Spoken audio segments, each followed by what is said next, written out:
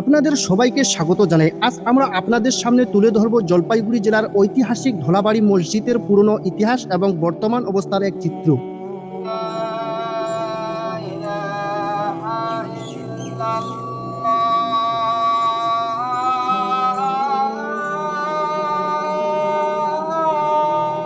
ধলাবাড়ি মসজিদের ইতিহাস। জলপাইগুড়ি জেলার রাজাডাঙ্গা অঞ্চলের ধলাবাড়ি এলাকায় অবস্থিত এই ঐতিহাসিক মসজিদটি প্রায় ১৫০ বছরের পুরনো। স্থানীয় ইতিহাসের সূত্র অনুযায়ী ১৯ শতকের মাঝামাঝি সময় অর্থাৎ ১৮৬০ সালের আশেপাশে এই মসজিদ নির্মাণ করেন তৎকালীন প্রভাবশালী জমিদার পেন্দা মোহাম্মদ সাহেব। এই মসজিদ শুধু ধর্মীয় উপাসনার স্থান নয়, বরং এটি ছিল সাম্প্রদায়িক সম্প্রীতি ও স্থানীয় সংস্কৃতির এক গুরুত্বপূর্ণ কেন্দ্র। সে সময়কার মুঘল প্রভাবিত স্থাপিত শৈলীর ছোঁয়া এই মসজিদের নকশায় আজও খুঁজে পাওয়া যায়। এর নকশায় দেখা যায় সাদা সবুজ রঙের দেয়াল, খিলান বিশিষ্ট প্রবেশপথ এবং সুউচ্চ মিনার, যা মসজিদের ঐতিহ্যকে আরও দৃঢ় করে তোলে। বর্তমান অবস্থা।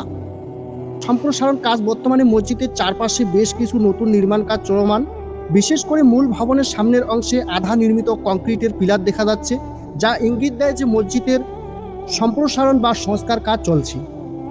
মসজিদের বাইরের দেওয়াল ও মিনার নতুন করে রং করা হয়েছে। সবুজ আর সাদা রঙের মিলিত সৌন্দর্য এখনো মসজিদের পুরনো ঐতিহ্য বহন করছে।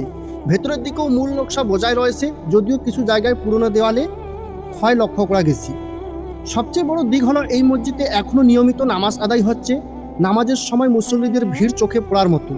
বৃদ্ধ, তরুণ, শিশু সব বয়সের মানুষ এখানে নামাজ পড়তে আসেন, যা প্রমাণ করে সময়ের সঙ্গে সঙ্গে পরিবর্তন এলেও এই মসজিদের ধর্মীয় ও সামাজিক গুরুত্ব এখনো অম্লান।